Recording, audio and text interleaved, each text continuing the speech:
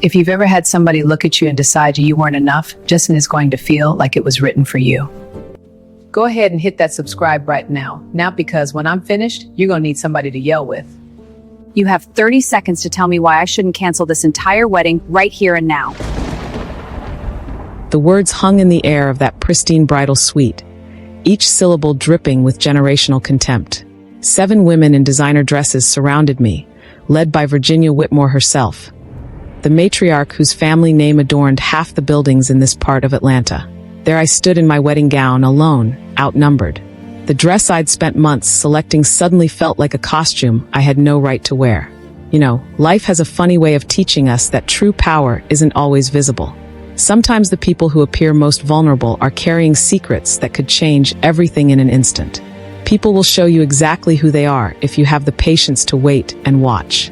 My name is Josephine Briggs, though most people just call me Grandma Jo these days.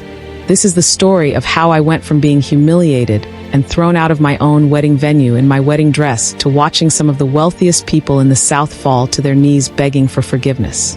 How are y'all doing today? I hope wherever you're watching from, you're comfortable and the weather is treating you kindly. Are you watching from somewhere warm or somewhere cool? I'd love to know in the comments.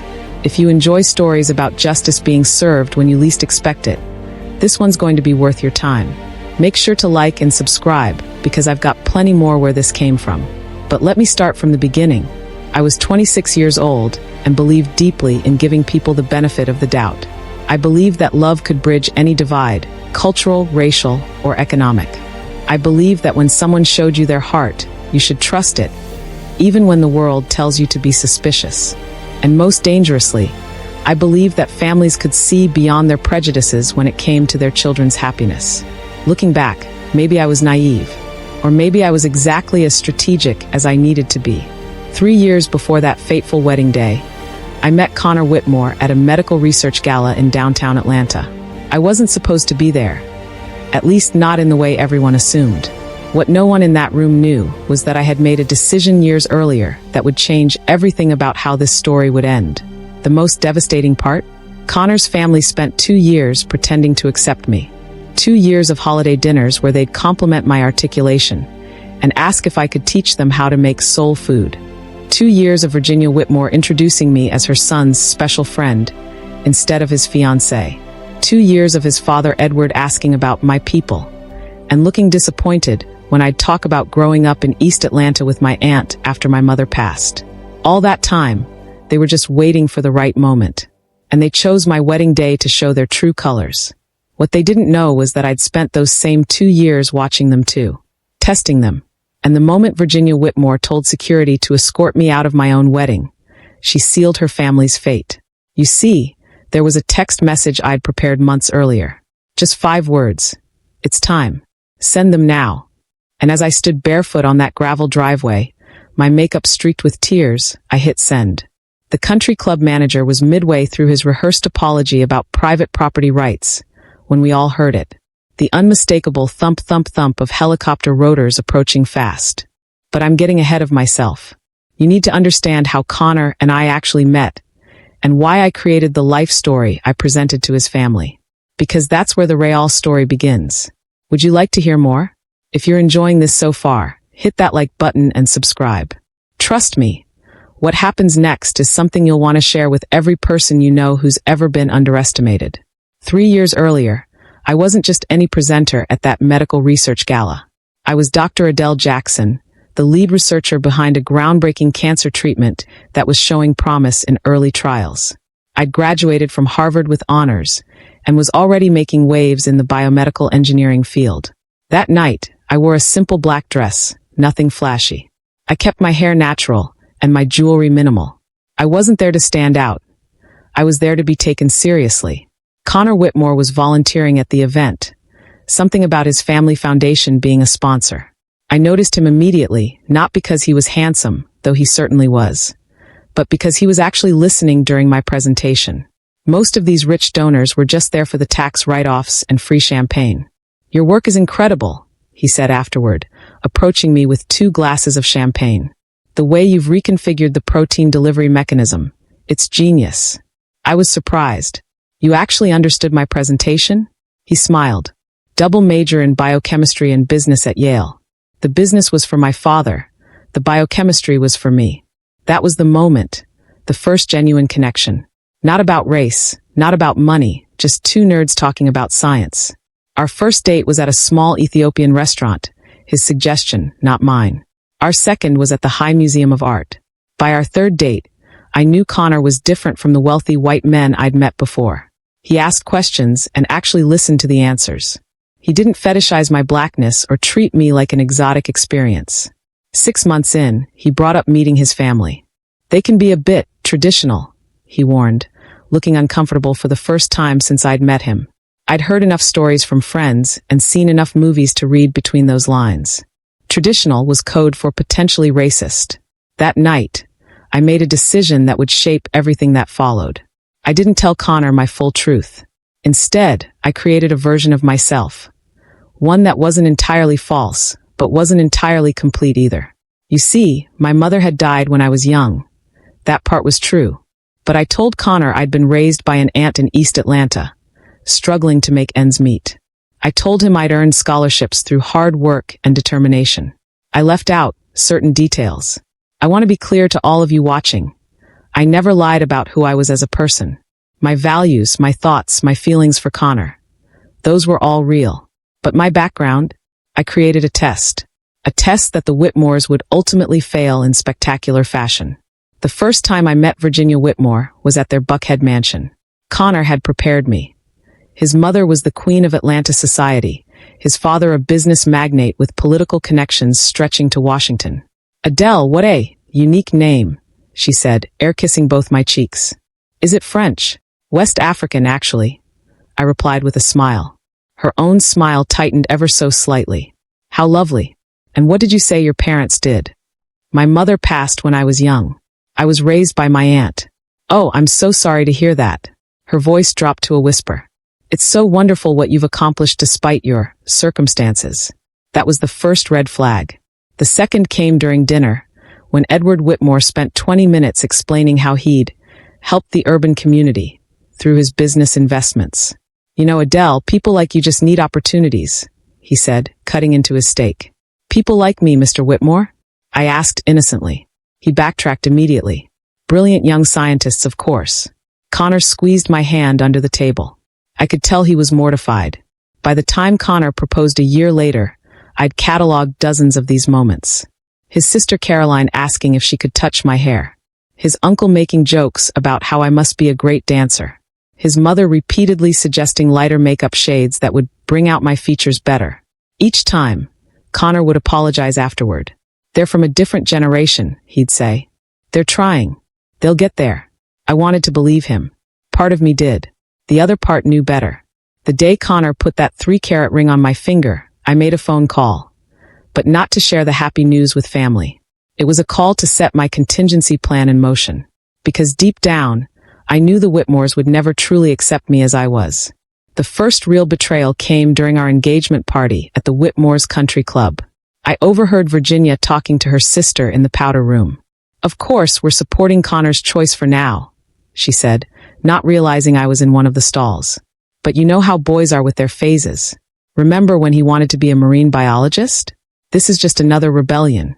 Once they're married and he has to introduce her at every function, reality will set in. Her sister laughed. How long do you give it? 2 years. 1 if we're lucky. Edward is already lining up some suitable alternatives for when this inevitably falls apart. I sat there, frozen, as they continued discussing me like I was a passing inconvenience. When I finally emerged, they were gone. That night, I didn't tell Connor what I'd heard. Instead, I made another call and said, move to phase 2. I'd tested the waters, and now I knew the truth. The Whitmores would never see me as family. But I still needed to know if Connor would stand with me when it mattered most. Are you still with me? Because what happens next changed everything. Like this video if you've ever had someone underestimate you. The comments are already filling up with your stories, and I'm reading every single one. As our wedding day approached, the tensions grew more obvious. Virginia insisted on handling every detail of the wedding planning, overruling my choices at every turn. Darling, I know you think those flowers would be interesting, but let's go with traditional roses instead. That cake design is a bit Ethnic, don't you think? The Whitmores have always used this bakery. I've taken the liberty of revising your guest list. The club has limited capacity, you understand. My limited capacity guest list somehow lost 15 of my closest friends and colleagues, while gaining 30 of Virginia's social connections I'd never met. Connor tried to intervene occasionally, but he'd always back down when his mother turned those disappointed eyes on him. Mother knows best about these things, he'd say. It's just one day, Adele. Then we'll live our life our way. One evening, 2 weeks before the wedding, Edward Whitmore asked to meet me for lunch, alone. We sat at an exclusive downtown restaurant where the waitstaff knew him by name. Adele, I've always considered myself a straightforward man, he began after ordering for both of us without consulting me. So I'm going to be direct. What's your number? I blinked, confused. My number? To walk away. Connor is set to take over the family business next year. He has responsibilities, a legacy to uphold. This, he gestured between us, was perhaps a necessary phase for him. But surely you understand this can't be permanent. My heart pounded in my chest. Are you offering to pay me to leave your son? He smiled, looking relieved that I understood. Precisely. Name your price. Be reasonable, of course, but I'm prepared to be generous. That was the moment I knew there would be no peaceful resolution. The Whitmores would never accept me. Not truly. And Connor?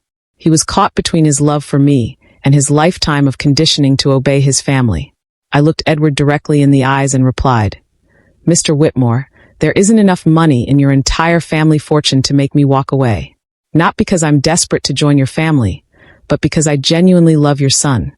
The real question is, what would Connor say if he knew you were having this conversation with me right now? Edward's face hardened. That would be unfortunate for everyone involved. Connor has certain expectations from his trust fund, expectations that could change with the stroke of a pen. You would financially cut off your own son for marrying someone he loves? Love, he scoffed. What do young people know about love? Marriage in our circle is about alliance, about legacy. Love, if it comes, is a bonus, not a foundation. I stood up, placing my napkin on the table. Thank you for lunch, Mr. Whitmore, and for showing me exactly who you are. Connor will be interested to hear about this conversation. He won't believe you, Edward said calmly. And if by some chance he does, he'll forgive me once he understands I was acting in his best interest. I walked out of that restaurant and made another call. Accelerate the timeline, I said into the phone. We need to be ready on the wedding day. No delays. That night, I told Connor about his father's offer. He was furious, storming around our apartment, promising to confront his father. But by morning, after his mother called with a story about his father's stress and misunderstanding, Connor's anger had cooled. Maybe he was just testing you, Connor suggested. In his own twisted way, making sure you're not after the family money. By offering me money to leave? I asked incredulously. Connor sighed. I know how it sounds, but the wedding is in 2 weeks. Let's just get through it, and then we'll have some serious boundaries with my parents. In that moment, I realized Connor would always find ways to excuse his family's behavior. He loved me. I truly believe that, but he couldn't see the full truth about the people who raised him. I agreed to move forward with the wedding, but that night, I finalized my backup plan. Because deep in my heart, I knew the Whitmores had one more card to play. The night before our wedding, I couldn't sleep. Connor was staying at his parents' house, following tradition. I stood on the balcony of our apartment, looking out at the Atlanta skyline, and called the one person who knew my whole truth. Everything is in place, my old friend Maya assured me. Are you sure they'll do something tomorrow? I'm sure, I replied. They've invested too much in stopping this wedding to give up now. And Connor, are you sure about him? I paused, my heart aching. No, that's why tomorrow has to happen. One way or another, I'll know where he stands when it matters most. The morning of my wedding day, I arrived at the Peachtree Country Club with my bridesmaids. All friends from my professional life, not my past. The Whitmores had insisted on this venue, with its plantation-style architecture and exclusively white membership history. The symbolism wasn't lost on me. As my makeup artist finished her work, there was a knock at the bridal suite door. Virginia entered with her sister, 2 cousins, and 3 of her closest friends. All women who held power in Atlanta society. Ladies, could you give us a moment with the bride? Virginia asked my bridesmaids. Maya, my maid of honor, caught my eye. I gave her a subtle nod, and she reluctantly left with the others. That's when Virginia's smile disappeared. "We've humored this long enough," she said, her voice ice cold. "You're not walking down that aisle. People like you don't marry into families like ours." And there it was, the moment I'd been expecting for 2 years. Is this story resonating with any of you? Have you ever been underestimated, only to have your moment of vindication? Share in the comments. The next part of this story is where everything changes, and believe me, you'll want to hit that subscribe button to make sure you don't miss what happens next. "I don't understand what you mean, Virginia," I said, maintaining my composure while reaching for my phone on the makeup table. Caroline, Connor's sister, laughed. "Oh, please, drop the innocent act. We've all endured this charade long enough." Virginia circled me like a shark. "Did you really think we'd let Connor throw away his future on a girl from the projects? A charity case he met while volunteering. I'm a Harvard-educated biomedical engineer," I reminded her. "On scholarship," she sneered. "How inspiring. But this isn't about your career, dear. It's about bloodlines, about family, about belonging, and you simply don't belong in ours." I stood my ground. "Connor loves me. That's all that matters." Virginia's Aunt Eleanor, a judge on the state court, stepped forward. "Love, do you think that's enough? Connor has responsibilities, a family legacy to uphold." "We've already called security," Virginia continued, checking her diamond watch. "They'll escort you out discreetly through the side entrance. We've prepared a statement about a mutual decision to postpone the wedding. The guests will be disappointed, but they'll understand once we explain that you had second thoughts." "And if I refuse to go quietly?" I challenged. Virginia's smile was cold. "Then it won't be quiet, will it? Security can be quite firm when dealing with trespassers." I noticed the other women were positioning themselves between me and the door. This wasn't just talk. They were prepared to physically prevent me from reaching the ceremony. "Can I at least speak to Connor?" I asked, knowing what the answer would be. "Connor is with his father and groomsmen. He's being told that you've had a change of heart, that you realized you weren't ready for the commitment our family expects." My hand tightened around my phone. One text and everything would change. But I hesitated. I needed to be sure. "I think Connor deserves to hear that from me directly," I insisted. Virginia's friend Margaret, who served on the country club board, laughed. "Oh, honey, don't make this harder than it needs to be. Did you really think a Whitmore would choose you over his family? Over his inheritance? His position in society?" The doubt must have shown on my face, because Virginia pressed her advantage. "Connor has known this was coming. Why do you think he agreed to stay at the family home last night? He's a good boy. He'll do what's expected of him." That hit me like a physical blow. Had Connor known? Had he been part of this plan all along? No. I refused to believe it without hearing it from him directly. "If Connor wants to end our engagement, he can tell me to my face," I said firmly. Virginia sighed dramatically. "Security is already on their way up. This can be dignified or messy, your choice." I looked at the 7 women surrounding me. Women who had smiled to my face for 2 years while planning this moment.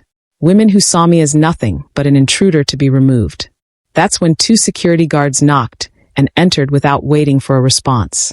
"This is the young lady," Virginia said, pointing at me. "She's having a pre-wedding crisis and needs to be escorted from the premises." "Ma'am," one of the guards approached me cautiously. "We need you to come with us." "I'm the bride," I said. "This is my wedding. I need to speak to Connor Whitmore." The guard looked uncomfortable. "We have instructions from Mr. Edward Whitmore, ma'am. Please don't make this difficult." I realized then that the Whitmores had planned this thoroughly. The security guards, the side exit, the cover story. They'd thought of everything, except for one small detail.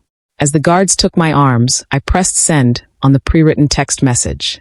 They led me through the service corridors, past startled waitstaff and kitchen workers. Someone had already packed my personal items from the bridal suite into a small bag, which one guard carried. The message was clear. I was being erased from this day as thoroughly as possible. As we approached the side door, I heard shouting from another corridor. "Where is she? Where's Adele?" Connor's voice. "Son, she's left." She realized this was a mistake. Edward's voice now. "I don't believe you. Let me talk to her. Security is just helping her leave quietly. It's better this way." I tried to turn toward Connor's voice, but the guards held me firmly. "Please," I begged. "Let me just speak to him." The guard looked sympathetic, but shook his head. "Orders, ma'am." They opened the door to the outside, and suddenly I was standing on the gravel driveway in my wedding dress, barefoot because they hadn't even allowed me to put on my shoes. The door closed behind me with a definitive click. I stood there, feeling the small stones dig into my feet, tears streaming down my face. Not because I'd been thrown out, but because I still didn't know if Connor would have chosen me. Through the windows, I could see guests in the garden, mingling with champagne flutes, completely unaware of the drama unfolding. I saw Virginia emerge onto the main terrace, speaking calmly to a group of concerned-looking older women, undoubtedly spreading her cover story. 7 minutes. That's how long I'd calculated it would take from my text message. 7 minutes for everything to change. I counted down in my head as I stood there, a bride abandoned outside her own wedding. At exactly the 6-minute mark, I heard it. The distant thump-thump-thump of rotor blades. Some of the guests heard it too, looking up curiously at the sky. The sound grew louder. Much louder than a traffic helicopter should be. Soon everyone was looking up, conversations pausing, champagne glasses poised midair. 2 military-grade helicopters appeared over the tree-line, their sleek bodies painted in distinctive green and gold with emblems that no one in that Atlanta country club would recognize, except me. The helicopters circled once, and even from where I stood, I could see Virginia's face as she realized something unexpected was happening. Something she couldn't control. The first helicopter descended onto the immaculate 18th hole of the golf course, wind from its rotors sending white linen tablecloths flying and toppling floral arrangements. The second helicopter followed, landing in perfect formation beside the first. Guests scattered back, shielding themselves from the swirling wind and debris. Security guards ran toward the commotion, hands on their radios. The side door behind me burst open. Connor stood there, his tuxedo jacket askew, his father gripping his arm. "Adele," he called out, his voice filled with relief and confusion.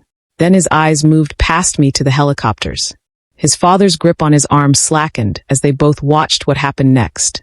The door of the first helicopter opened, and 4 men in formal military uniforms stepped out, their medals gleaming in the sunlight. They formed a precise line, standing at attention. Then she emerged. My mother, Queen Nissa of Bahri, dressed in full royal regalia. A vibrant combination of traditional West African royal dress and modern refinement that made Virginia Whitmore's designer suit look like bargain bin leftovers. From the second helicopter, my father appeared. General Hakeem Briggs, 5-star general and royal consort, his military uniform adorned with medals and honors from multiple nations. I kicked off the veil that Virginia had insisted upon and walked toward my parents, my real parents, leaving behind the Whitmore version of Adele Jackson with each step. "Mama, Baba," I called out, my voice carrying across the suddenly silent country club grounds. By now, every guest had gathered on the terrace and lawn, phones raised, filming everything. I caught glimpses of their shocked expressions as the truth began to dawn on them. Connor broke free from his father's grip and ran after me, confusion written across his face. "Adele, what's happening? Who are these people?" I turned to him, tears still on my cheeks, but my voice steady. "Connor, meet my parents. The people I told you were dead because I needed to know if you, and your family, would love me for me, not for my title or my family's wealth." His face went pale. "Title? Adele, what are you talking about? My real name is Princess Adele Briggs, only daughter of Queen Nissa and General Hakeem Briggs of the Kingdom of Bahri." The whispers spread through the crowd like wildfire. Virginia Whitmore stood frozen on the terrace, her perfect society smile shattered. My mother reached me first, enfolding me in her arms. "My daughter," she said loudly enough for everyone to hear. "Are you hurt?" "No, Mama. Just humiliated on my wedding day." My father's eyes narrowed as he surveyed the crowd, his military bearing intimidating even from a distance. "Who is responsible for this?" His voice carried the authority of a man who commanded armies. And that's when I saw it. The exact moment when Virginia Whitmore realized exactly what she had done. The champagne flute slipped from her fingers, shattering on the stone terrace, the sound cutting through the stunned silence. The Whitmores had just publicly humiliated and thrown out the princess of a wealthy nation. A nation whose sovereign wealth fund controlled billions in international investments. A royal family with diplomatic ties across the globe. And every second of it was being captured on the phones of Atlanta's elite. If you're enjoying this story of justice served, hit that like button and subscribe. The next part is where it all comes together, where the Whitmores learn exactly what they've done, and Connor has to make the most important choice of his life. Where are you watching from? I'd love to know in the comments. And what would you have done in my situation? Would you have revealed your true identity sooner, or would you have tested them like I did? My father strode purposefully across the manicured lawn, his military bearing commanding respect with each step. The country club security guards who had escorted me out just minutes earlier now stood frozen, uncertain whether to intervene with a foreign dignitary. Which one? My father asked me quietly, his voice steady but filled with controlled rage. Which one ordered you removed from your own wedding? I pointed to Edward Whitmore, who was now making his way down from the terrace, his face a mask of practiced charm. Virginia followed behind him, her complexion ashen. General Briggs. My father introduced himself, extending no hand to shake. Father of the bride, you just had security removed from her own wedding. Edward attempted to recover. There's been a terrible misunderstanding. If Adele, or Princess Adele, had only told us of her background. So you could what? My mother interrupted, joining us. Accept her because of her title rather than her character? That was precisely why she concealed her identity. The crowd of guests had moved closer now, forming a semicircle around this unfolding drama, phones still recording everything. I caught sight of several of Virginia's society friends who had been in the bridal suite earlier, now trying to discreetly back away. Caroline, Eleanor, Margaret. I called out, my voice stronger now.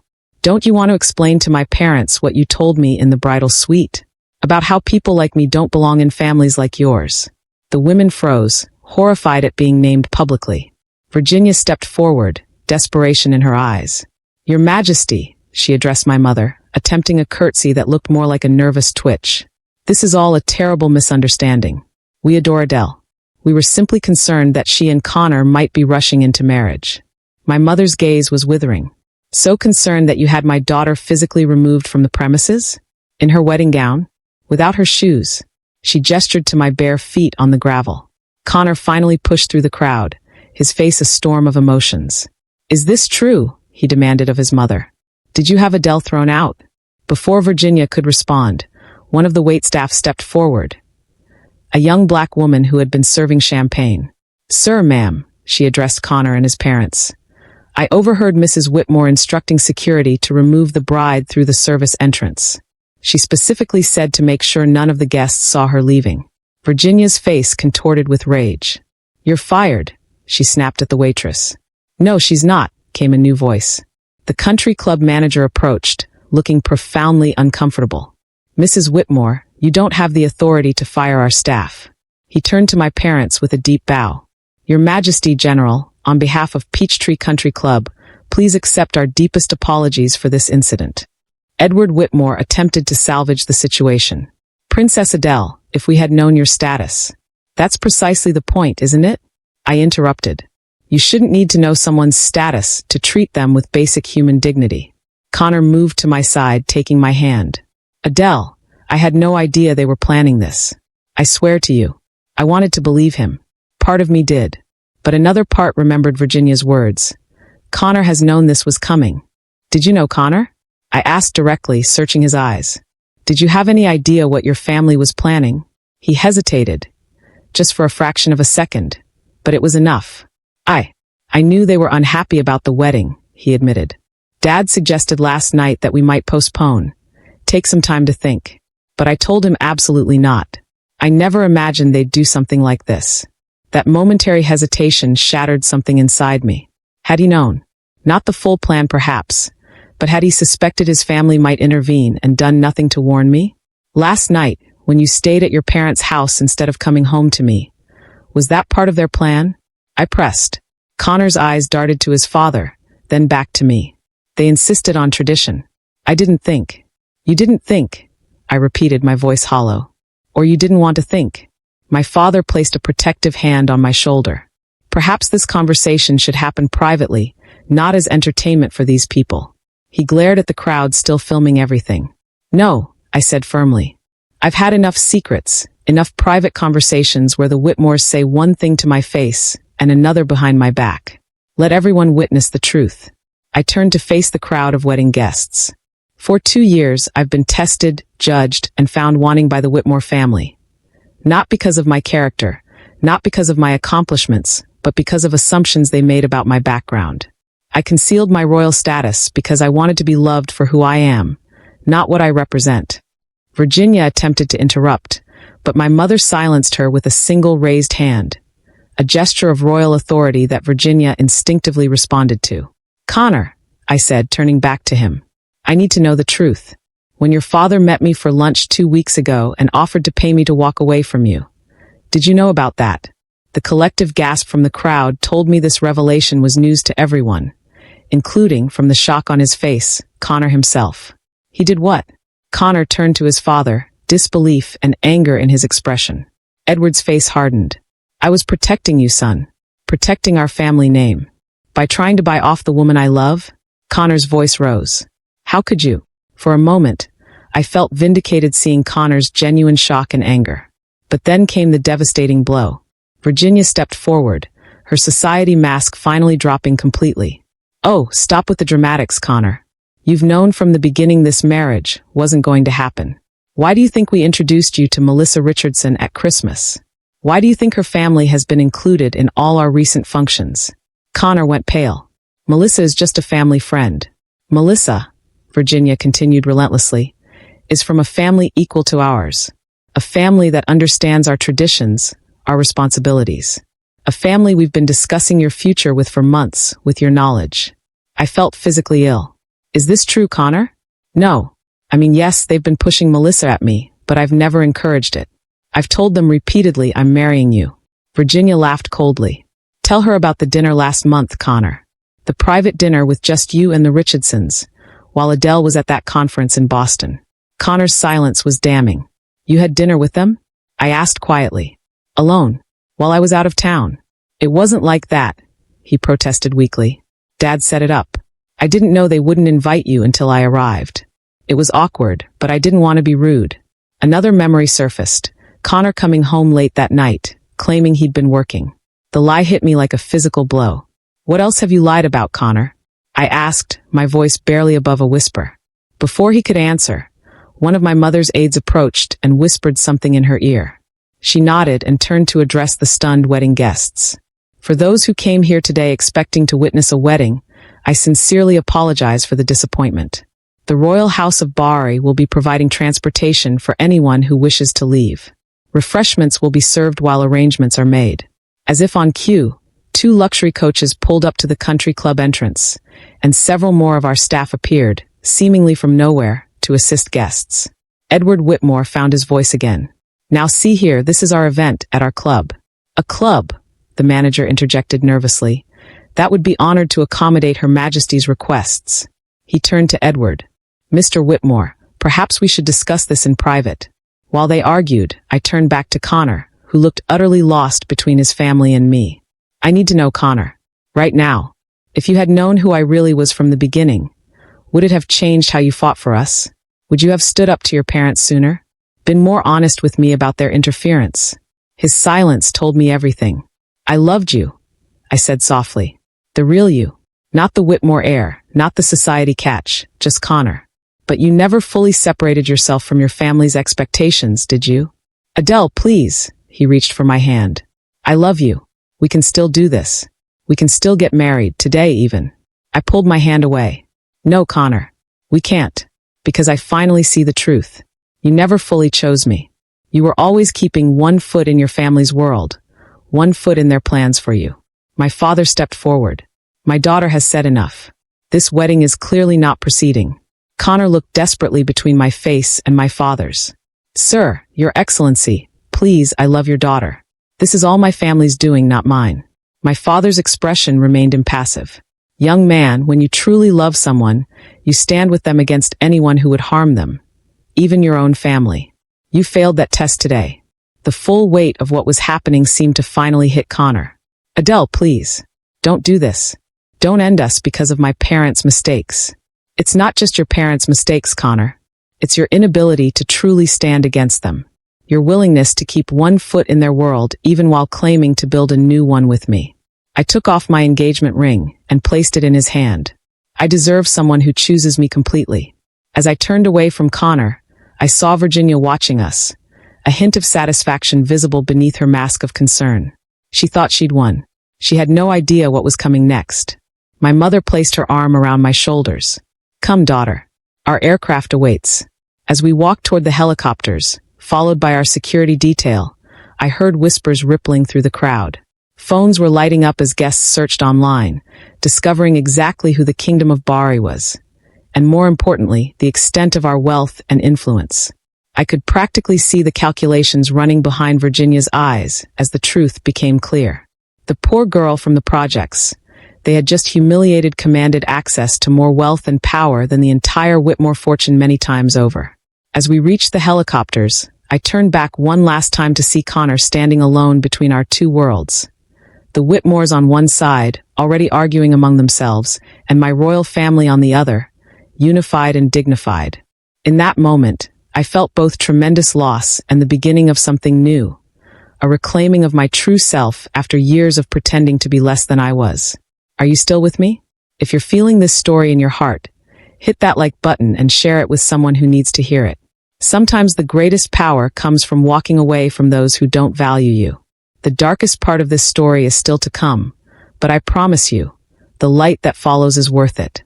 The helicopters didn't take us far, just to a private airfield where the royal jet waited. I sat in silence during the short flight, still in my wedding dress, still processing the public implosion of my relationship and the exposure of my true identity. My mother sat beside me, her hand covering mine. "I'm sorry, my love. I know this isn't how you wanted things to end. I thought he would choose me," I whispered. "When it truly mattered, I thought Connor would stand with me against them. Some men," my father said from across the cabin, "never truly leave their mother's shadows. Better to learn this now than years into a marriage." We landed at Bahari's embassy compound just outside Washington, D.C., my home away from home for the past 3 years while I'd been living my double life in Atlanta. Staff stood ready, bowing as I descended from the jet, still in my wedding gown. "Welcome home, princess," said Hannah, my childhood nanny and now the embassy's head of household. Inside, in the privacy of the royal residence, I finally broke down. The tears came in waves, not delicate bridal tears, but gut-wrenching sobs that left me gasping for air. My carefully constructed world had shattered, and with it, the future I had planned. I was so stupid. I cried as my mother held me. I thought I could bridge our worlds. I thought love would be enough. "Never call yourself stupid for believing in love," my mother said firmly. "The failure here was not yours." That night, as I lay in my childhood bed in the embassy, my phone exploded with notifications. The story had broken internationally. Royal princess humiliated at wedding by racist would-be-in-laws. Video clips from guests' phones showed everything. Me being escorted out, my parents' arrival, the confrontation. #Justice for Princess Adele was trending worldwide. Connor had called 17 times and left dozens of text messages, each more desperate than the last. "Please talk to me. I had no idea what they were planning. I love you, not your title. Give me another chance to prove it." I couldn't bring myself to respond. Not yet. Maybe not ever. The next morning, Hannah brought breakfast to my room and a tablet with news reports. The Whitmore family was facing intense backlash. Their foundation's major donors were distancing themselves. Edward's business partners were reconsidering deals. Virginia had been asked to resign from 3 charity boards. "They're reaping what they sowed," Hannah said with satisfaction. But the public humiliation of the Whitmores brought me no joy. My heart was still shattered, not just by Connor's betrayal, but by my own naivety. For years, I'd believed I could have it both ways. The freedom of anonymity and the security of my royal identity. The embassy's security chief, Jabari, requested an urgent meeting that afternoon. "Princess, we've received concerning intelligence," he reported. "The Whitmores are preparing to go on the offensive. They're claiming you deceived their son, that this was all an elaborate setup to humiliate an American family." "That's ridiculous," my father exploded. "They humiliated themselves with their actions." "Nevertheless," Jabari continued, "they've hired a crisis management team. They're planning to paint Princess Adele as a manipulative foreign agent who targeted their son for political purposes." My mother's expression hardened. "They would attack my daughter's character after what they did." I felt physically ill. "They're going to twist everything. Make me the villain. We will not allow it, my father declared. We have diplomatic channels, international influence. No, I interrupted. That's exactly what they want. If you use royal influence to fight this, it will only reinforce their narrative that I targeted Connor because of his family's status. The painful irony wasn't lost on me. I had concealed my identity to be loved for myself, not my title. And now the Whitmores were planning to use that concealment as proof of deception. The next day brought more devastating news. Connor had released a statement. While I was deeply hurt by Adele's deception regarding her true identity and status, I accept my share of responsibility for the breakdown of our relationship. I apologize to Princess Adele for my family's actions and wish her well. I read it over and over, each word cutting deeper than the last. Adele's deception. He was siding with his family's narrative. After everything, when forced to choose, Connor had chosen the Whitmores. That afternoon, Virginia Whitmore gave an exclusive interview to a sympathetic journalist. We were simply concerned about our son marrying someone he barely knew. Adele, or Princess Adele, concealed her true identity for years. What mother wouldn't be concerned? We certainly didn't handle the situation well, and for that, I deeply apologize. But I ask you, who is the real deceiver in this story? The interview went viral. Opinion pieces began appearing. Royal deception. The princess who cried wolf. Cultural clash or calculated revenge? Inside the royal scheme to humiliate America's elite. I felt my carefully constructed world crumbling further. The Whitmores were powerful in American society, with connections throughout media and politics. They were reframing the narrative, turning themselves into victims of royal manipulation. Even worse, people were beginning to believe it. Former friends from Harvard sent concerned messages. Was any of our friendship real? Colleagues from my research lab questioned my credentials. Did you actually earn your position, or was it your royal connections?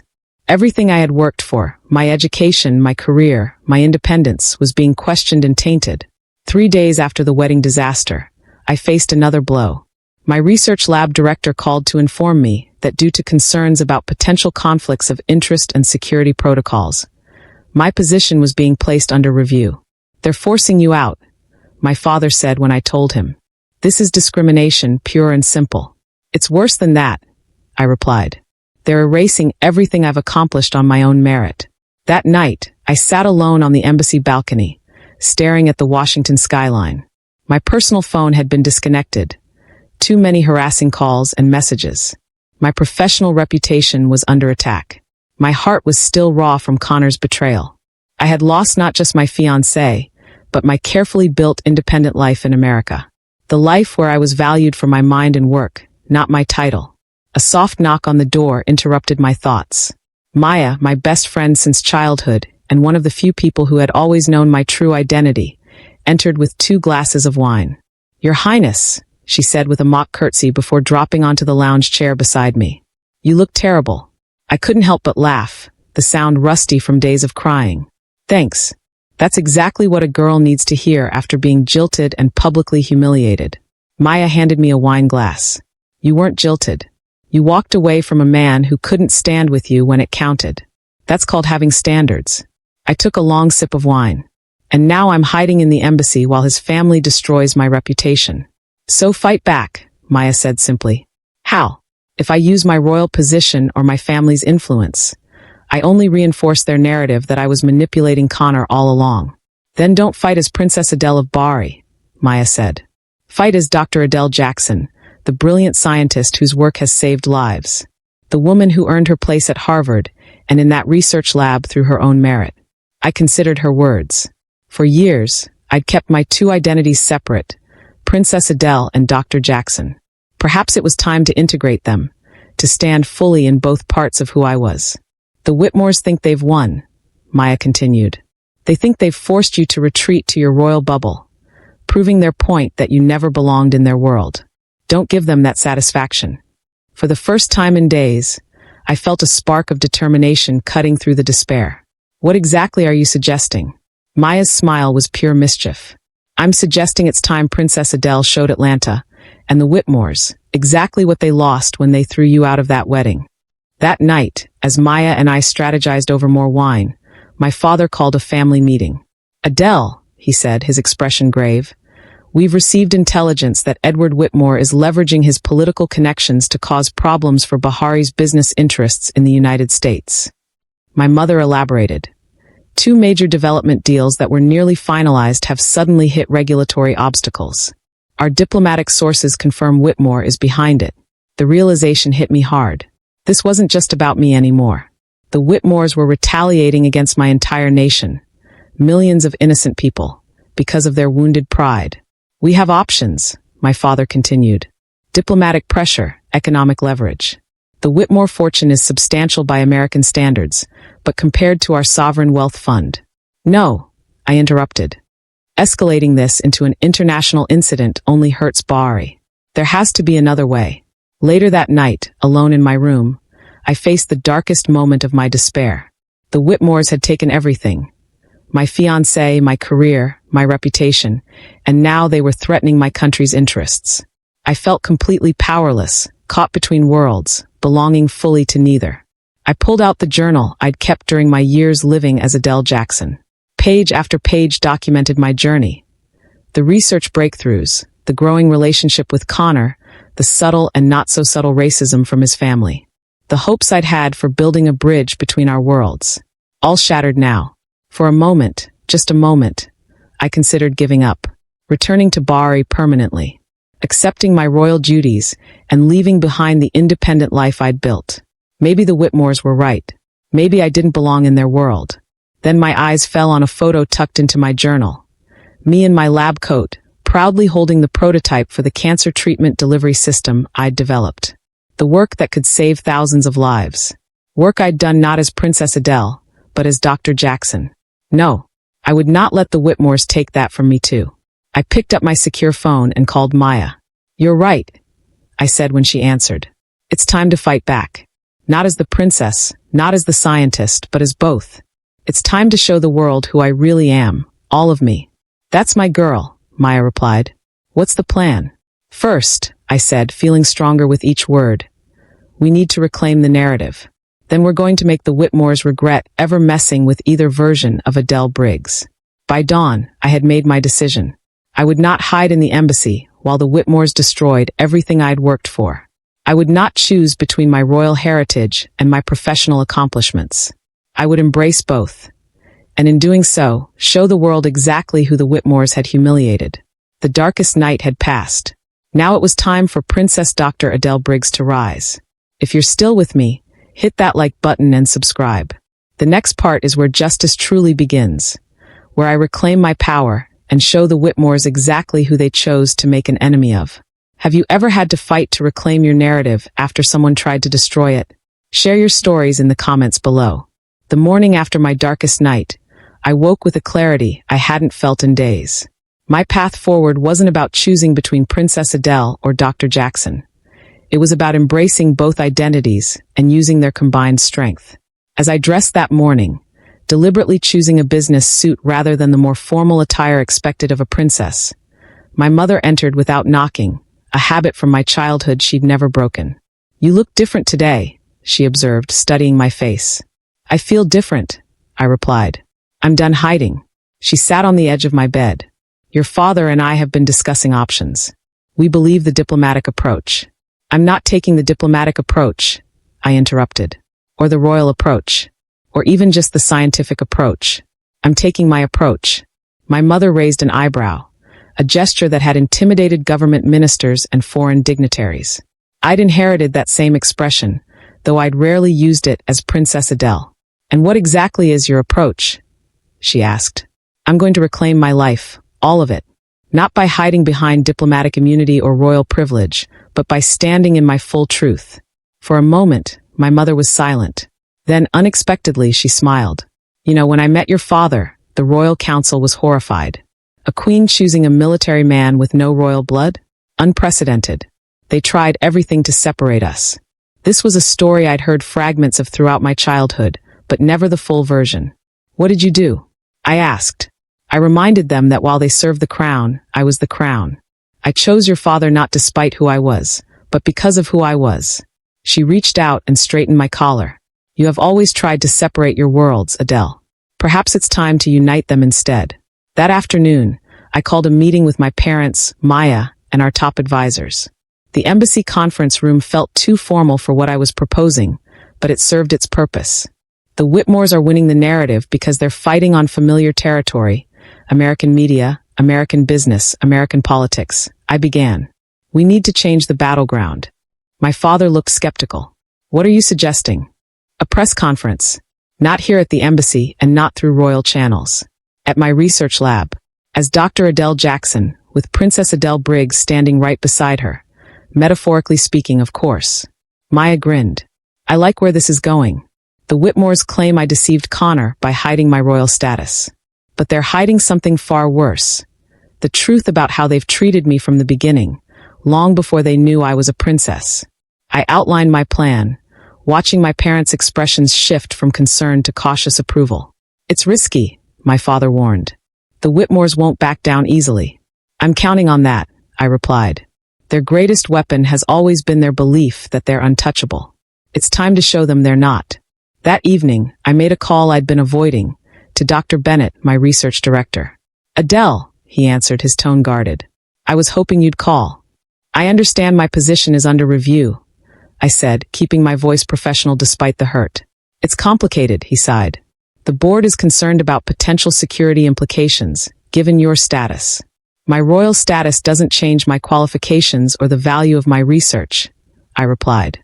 In fact, it means my work has the potential for much broader implementation, with the backing of Bahari's considerable resources. There was a pause. That's actually an interesting perspective. I'd like to hold a press conference at the lab, I continued, to clarify my identity and reaffirm my commitment to the research, to show that Princess Adele and Dr. Jackson are the same person, with the same dedication to science. Another long pause. The board might actually see that as a positive step, a chance to associate the lab with royal patronage. I almost laughed at how quickly financial interest trumped their earlier concerns. So I have your support? Let me talk to the board. But tentatively, yes. One hurdle cleared. Many more to go. The next morning brought unexpected support. Dr. Amara Wilson, a respected oncologist who had been implementing my treatment protocols with promising results, called. This is ridiculous, she fumed.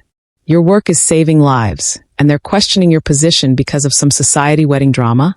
I've got patients who don't care if you're a princess or a plumber. They care that your delivery system is making their treatment more effective. Her passion gave me an idea. Dr. Wilson, would you be willing to speak at a press conference? To talk about the real-world impact of my research? Just tell me when and where, she replied without hesitation. Over the next 48 hours, I gathered allies, fellow scientists, patients benefiting from my research, former classmates from Harvard, who could speak to my academic achievements on merit alone. Each person representing a piece of the life I'd built as Dr. Jackson, separate from my royal identity. Meanwhile, Maya was working her own connections in Atlanta's social circles, gathering evidence of the Whitmore's pattern of behavior long before they knew about my royal status.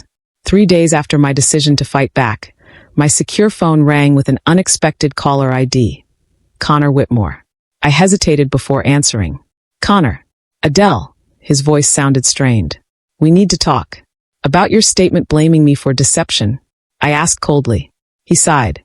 I was angry and hurt. I shouldn't have said that. But you did. Just like you didn't stop your family from throwing me out of our wedding. I'm trying to make things right, he insisted. My parents have gone too far. This vendetta against you, against Bari, it's wrong. I felt a flicker of hope, quickly extinguished by caution. What exactly are you saying, Connor? I'm saying I want to help. I have information about what they're planning next. And evidence of things they've done that you don't know about. My grip tightened on the phone. What kind of evidence? Recordings. Emails. My father's been obsessed with stopping this wedding for months. He hired private investigators to dig into your background. When they couldn't find anything damaging, he became convinced you were hiding something. The irony was almost painful. Edward Whitmore had been right about me hiding something, just not for the reasons he suspected. Why should I trust you now, Connor? After your statement, after you chose your family. I never chose them, he interrupted. I was coerced. My father threatened to expose things about you, things that weren't even true, if I didn't distance myself publicly. I wanted to believe him. Part of me still loved him, but the trust between us was shattered. If you want to help, Send the evidence to my legal team, I said finally. I don't need your public support or private explanations. I just need the truth. After hanging up, I sat motionless, processing this new development. If Connor was telling the truth, his evidence could be crucial. If he was lying, setting me up for another betrayal, it could damage my credibility further. It was the impossible choice. Trust the man who had already failed me once, or reject potentially vital evidence. That evening, as I debated what to do about Connor's offer, Maya burst into my room waving her tablet. You need to see this, she said, pressing play on a video. It was Virginia Whitmore, recorded secretly at some society function, glass of champagne in hand, speaking to a small group of women. Of course we couldn't let it happen, her slightly slurred voice declared. A girl from that background, with that color? Edward would never allow the Whitmore bloodline to be tainted. We just had to find the right moment to end it. One of the women glanced around nervously. But now that she turns out to be a princess, Virginia waved dismissively. Princess of where? Some place most Americans couldn't find on a map. Please. The damage is already done. Connor will get over his little rebellion and marry someone appropriate. The video ended, and Maya looked at me expectantly. One of the catering staff recorded it last night. She recognized Virginia from all the news coverage and thought someone should hear how she really talks when she thinks it's safe. I felt a strange calm settle over me. Send it to our media team. It's time. 2 days later, I received a secure package from Connor. A USB drive and a handwritten note. I should have stood with you from the beginning. I hope this helps make things right. Our technical team verified the contents weren't malicious before I viewed them. What I found left me breathless. Months of emails between Edward and Virginia, strategizing how to end my relationship with Connor. Recordings of conversations about finding Connor a suitable match. Financial records showing payments to investigate my background. And most damning of all, a recording from the night before our wedding. Edward's voice clear as day. Tomorrow we end this farce. The security team is briefed. They'll remove her at the first sign of trouble. Connor's voice distressed. Dad, you can't do this. I love her. Edward's cold reply. This isn't about love. It's about the Whitmore legacy. You'll thank me one day. I had my answer about Connor's involvement. He had known something was planned, though perhaps not the full extent. He had protested, but not strongly enough.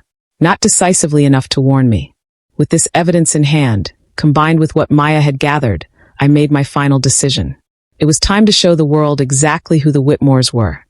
And exactly who I was in all my complexity. The press conference was scheduled for 2 days later. Not at the embassy, as the Whitmores might have expected, but at my research lab. Not as Princess Adele making a royal statement, but as Dr. Jackson defending her work and her integrity. The night before, I couldn't sleep. I stood on the embassy balcony, looking out at the Washington skyline, thinking about the two paths before me. I could retreat into my royal identity, protected by diplomatic immunity and family wealth. Or I could stand my ground as the scientist I had worked so hard to become, vulnerable but authentic. The answer came to me as the sun began to rise. I didn't have to choose. The strength of Princess Adele and the brilliance of Dr. Jackson were not separate identities. They were both fundamental parts of who I was. By trying to keep them separate, I had weakened myself. It was time to be whole. Are you still with me? I know this has been a long story, but we're getting to the part where everything changes. If you've ever had to find your strength after being knocked down, hit that like button. I want to know if you're still following this journey. Where would you have found your strength in this situation? The morning of the press conference, I dressed deliberately. A tailored suit that spoke to my professional identity as Dr. Jackson, accessorized with a subtle pin bearing the royal crest of Bari. My hair was styled simply but elegantly, a balance between princess and scientist. Every detail of my appearance was a statement. I am both, and I am neither hiding. My parents had wanted to attend, but I convinced them their presence would shift the focus from my scientific credibility to my royal status. Instead, they watched from the embassy, ready to support me remotely. The research lab's main conference room had been transformed into a media space. Dr. Bennett greeted me at the private entrance, looking both nervous and excited. The board is very interested in this clarification of your status, he said, attempting diplomacy. I'm sure they are, I replied, not bothering to hide my awareness of their financial calculations. I hope they'll be equally interested in my research advancements, which will continue regardless of my title. Inside, the room was packed with journalists, cameras, and recording equipment. In the front row sat Dr. Wilson and several patients who had benefited from my treatment protocols. Maya stood in the back, giving me a subtle thumbs up. I also noticed several people I recognized as Whitmore allies strategically placed throughout the room. Good. I wanted them to witness this firsthand. As I approached the podium, the room fell silent. Cameras flashed. This was the moment the Whitmores had been dreading, and I had been preparing for. Good morning, I began. My name is Dr. Adele Briggs Jackson. I am a biomedical engineer specializing in targeted drug delivery systems for cancer treatment. I am also Princess Adele Briggs of the Kingdom of Bahri.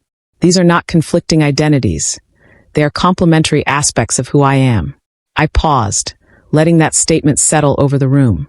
Recent events have led to questions about my qualifications, my research, and my personal integrity. Today, I will address those questions directly. Not as a princess defending her honor, but as a scientist defending her work. Because ultimately that work, research that is already saving lives, is what matters most. I nodded to Dr. Wilson, who joined me at the podium to explain how my delivery system had improved outcomes for her patients. One of those patients, a woman named Gloria who had been given months to live before entering our trial, spoke next about her remarkable recovery. When they finished, I returned to the microphone. This is why I became a scientist. Not because of my title or my family's expectations, but because I wanted to make a meaningful difference in people's lives. I took a deep breath before continuing. But I cannot separate my scientific work from the personal attacks that have threatened it. So let me address directly the events that have brought us here today. The room grew even more silent, if that was possible. This was what they had come for. 3 years ago, I made a decision to separate my royal identity from my professional life. Not out of deception, as some have claimed, but out of a desire to be valued for my mind rather than my title. To be Dr. Jackson first, Princess Adele second. I looked directly into the main camera. During that time, I met and fell in love with Connor Whitmore. I chose not to reveal my royal status to him or his family for one simple reason. I wanted to be loved for who I was, not what I represented. A murmur went through the crowd. That decision has been characterized as manipulative and deceitful. But I ask you this. Is it deceitful to want to be loved for your character rather than your status? Is it manipulative to test whether someone's feelings are genuine? I paused, letting the questions hang in the air. The Whitmore family has claimed they were justified in their actions because I concealed my identity. But what they have not addressed is how they treated me before they knew I was a princess. The constant questioning of my background. The subtle and not so subtle remarks about my race. The attempts to buy me off. Gasps from some journalists who hadn't heard about Edward's offer. Yes, 2 weeks before our scheduled wedding, Edward Whitmore offered me a substantial sum of money to walk away from his son. When I refused, the efforts to separate us escalated. I nodded to a technician, who displayed the first piece of evidence on large screens around the room. Emails between Edward and Virginia discussing strategies to end my relationship with Connor. These communications, spanning months, show a coordinated campaign to separate Connor and me based explicitly on my race and perceived social status. Not because of any concealed royal identity, but because I was, in their words, not Whitmore material. I continued through the evidence methodically. The recording of Virginia at the society function, financial records showing payments to private investigators, and finally, the damning recording from the night before the wedding. When Edward's voice filled the room. Tomorrow we end this farce. I saw several journalists frantically typing on their phones. This was the soundbite that would lead every news report. The actions taken against me at what should have been my wedding day were not a response to any deception on my part. They were the culmination of a months-long campaign based on prejudice and elitism. I straightened my shoulders before delivering the final blow. But the Whitmores didn't stop at personal humiliation.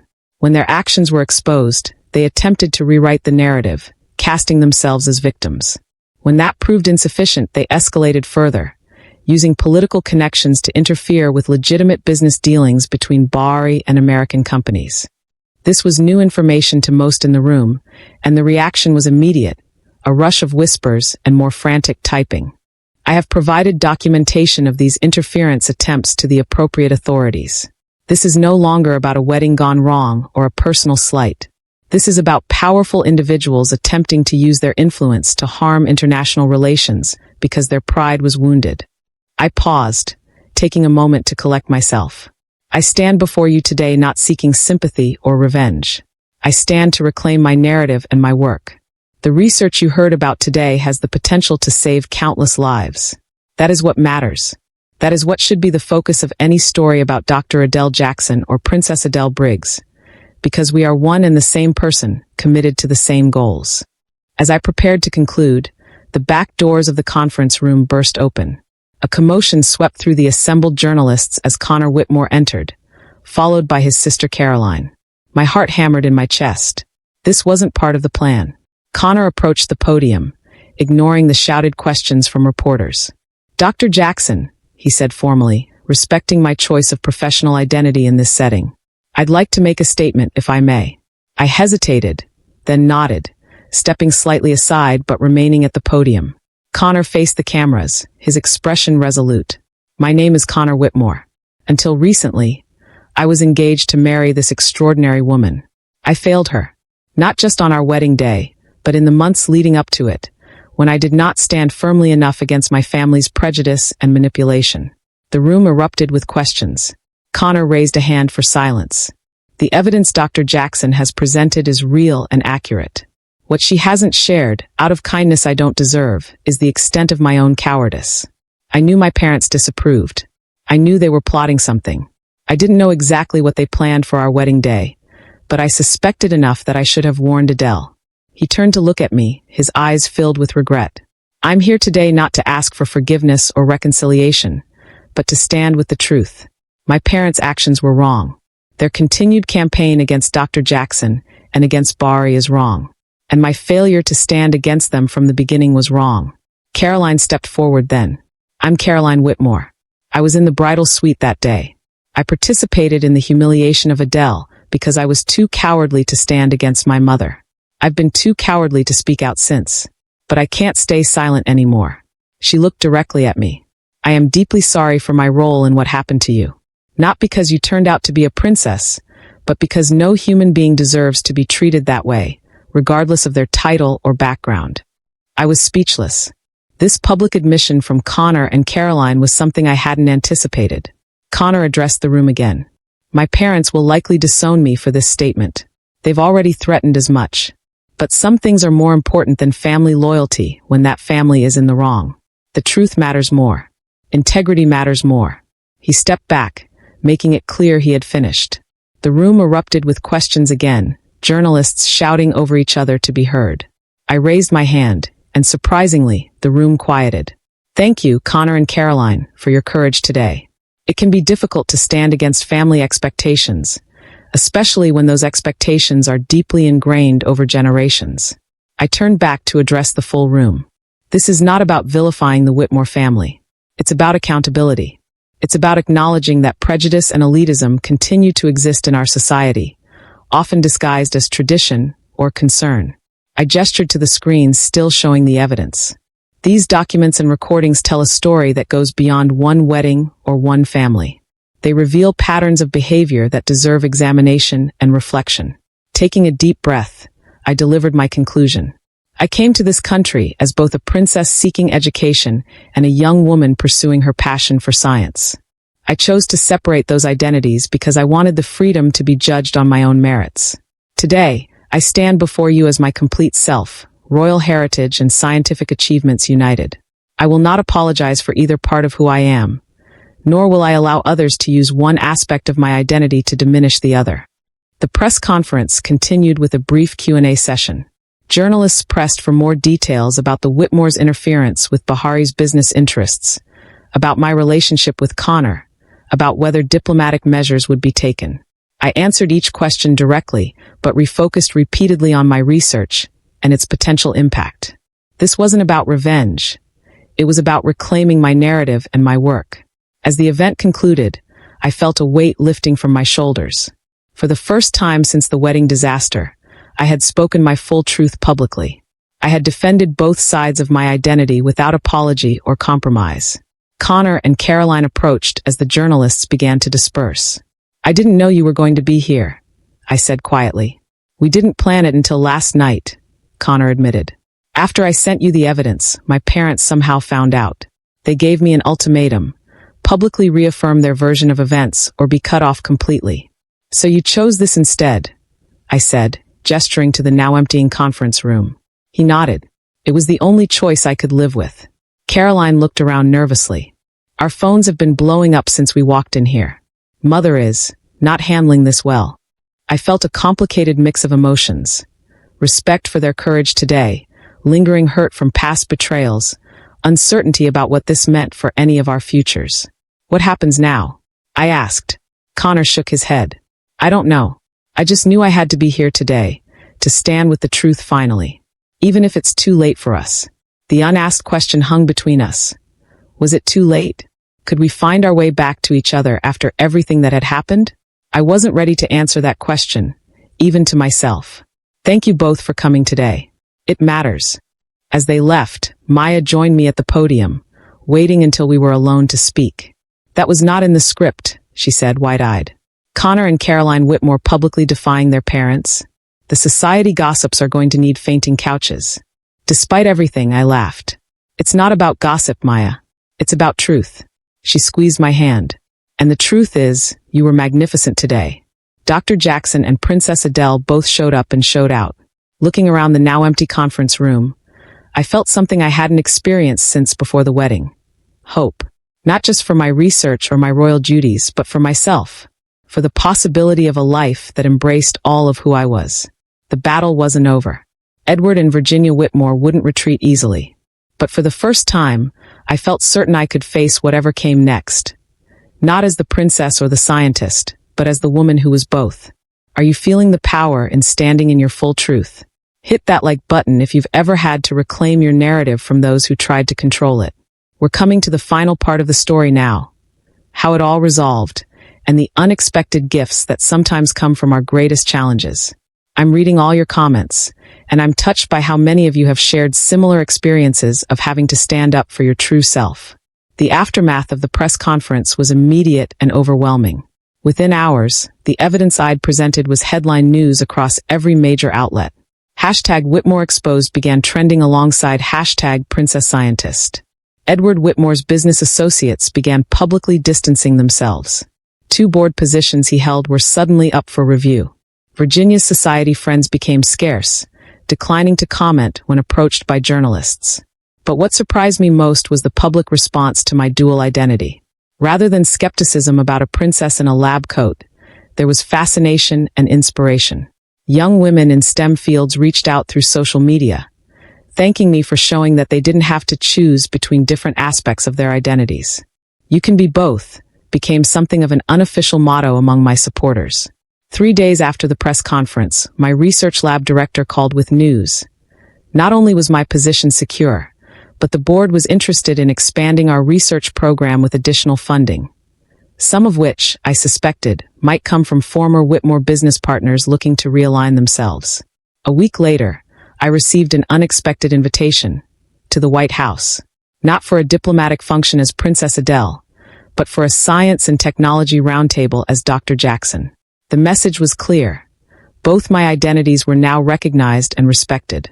The Whitmores, meanwhile, had retreated to their Hamptons estate, issuing only a brief statement through their crisis management team. "We are taking time as a family to reflect on recent events and will not be commenting further at this time."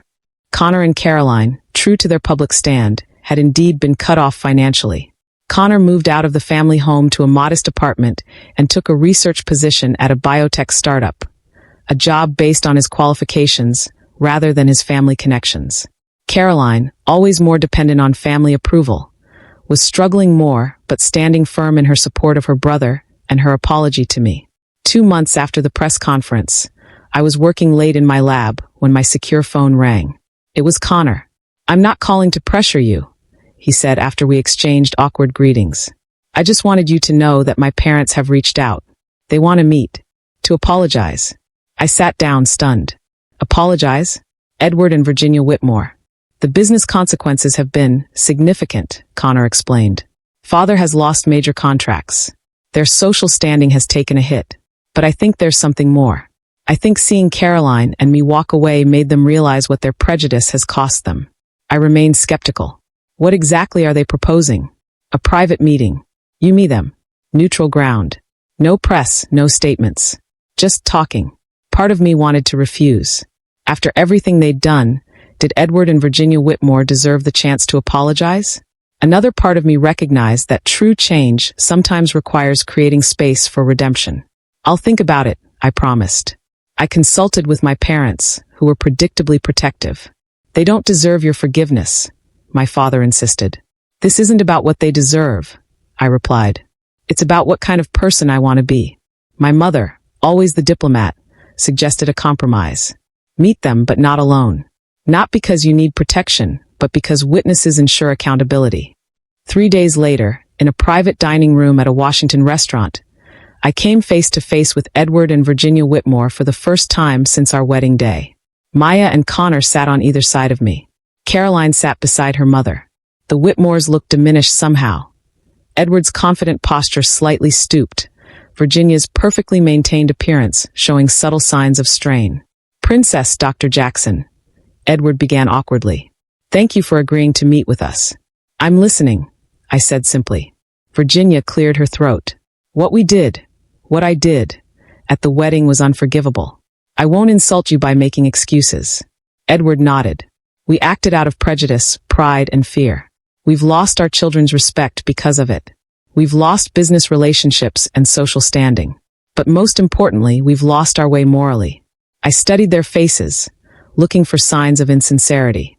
I found none. Just the broken pride of people facing the consequences of their actions for perhaps the first time in their privileged lives. What do you want from this meeting? I asked directly. Not public rehabilitation, Virginia said quickly. We know better than to ask for that. We want to begin making amends, Edward explained. Starting with you, but not ending there. We've realized our attitudes and actions have hurt many people over the years. People we dismissed or looked down on because they weren't our kind. Virginia added, we're establishing a foundation, separate from the family name, funded entirely by our personal assets, focused on educational opportunities for underrepresented groups in medicine and science. I raised an eyebrow. And you want my endorsement? No, Edward shook his head. We want your guidance, your expertise, but not your public involvement. This isn't about using your name to rehabilitate ours. Throughout this exchange, Connor remained silent, watching his parents carefully. I could see the conflict in his eyes. Hope that they were sincere, fear that this was another manipulation. Why should I believe you've changed? I asked them. Truly changed, not just adapted to new circumstances? Virginia looked down at her clasped hands. Because we almost lost our children. Because Connor and Caroline chose integrity over family loyalty. And it forced us to question everything we thought we knew about legacy and what matters. Edward added, we're not asking for your forgiveness today. We haven't earned it. We're asking for the chance to begin earning it. Not just from you, but from everyone we've wronged with our attitudes. I considered their words carefully. Your foundation concept has merit. But if you're serious about making amends, it should include significant representation from the communities you claim to want to help. Not as figureheads, but as decision-makers with real power. They both nodded, and I saw something I'd never expected to see in either of them: humility. As for personal forgiveness, I continued, that may come with time. But it will require consistent actions, not just words or money. We understand, Virginia said softly. Thank you for even agreeing to hear us out. As the meeting concluded, Connor walked me to my car. Do you think they meant it? I asked him. He sighed. I think they're trying. For the first time in their lives, they're actually trying to see beyond their privilege. It's awkward and imperfect, but it seems genuine. We stood in the parking lot, the weight of our shared history hanging between us. And what about us? Connor asked finally. Is there any chance we could try again? Not picking up where we left off, but starting somewhere new? Somewhere honest. I looked at this man I had loved, this man who had failed me once but found his courage when it mattered most. I don't know, I answered truthfully. Too much has happened for easy answers. But I'm open to the possibility of finding out slowly on new terms. His smile was cautious but hopeful. That's more than I deserve. It's a start.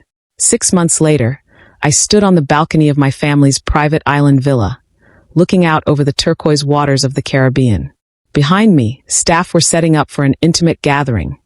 Not a wedding, but a celebration of my research team's breakthrough treatment protocol being approved for wider clinical trials. Maya joined me on the balcony, handing me a glass of champagne. Well, Your Highness Dr. Professor Genius, you've had quite a year. I laughed, accepting the ridiculous title with a mock curtsy.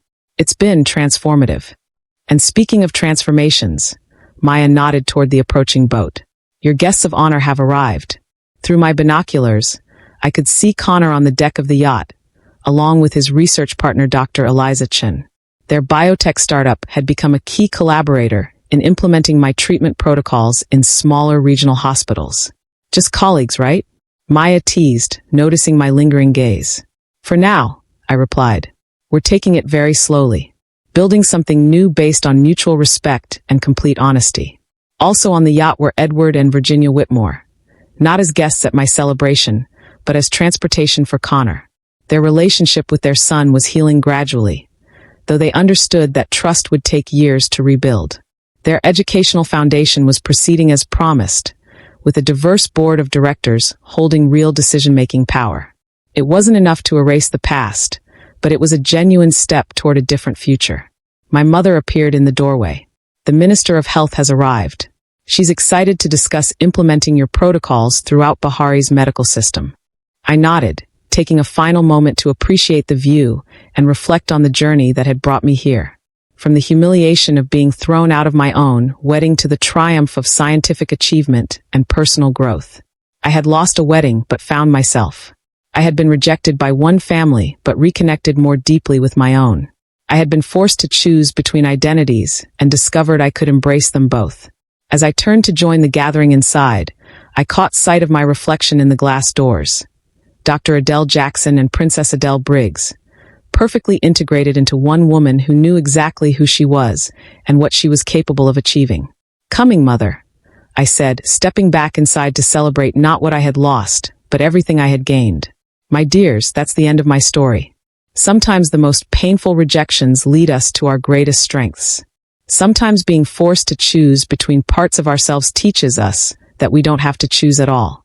Where are you watching from? Have you ever had to reclaim your power after someone tried to diminish you? I'd love to hear your stories in the comments. If this resonated with you, please like and subscribe. I have many more stories to share about times when people underestimated me, or when I underestimated myself, and the unexpected journeys that followed. Thank you for listening to an old woman's memories. Remember, in the end, it's not about the weddings we have or the titles we hold. It's about standing fully in our truth, whatever that truth may be.